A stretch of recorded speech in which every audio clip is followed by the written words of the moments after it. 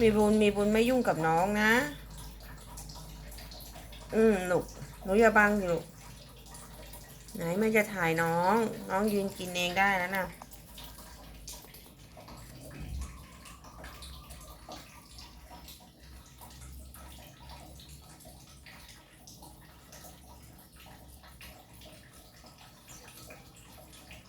มีบุญอย่าทำนะลูกน้องยังทรงตัวเองไม่ได้นะ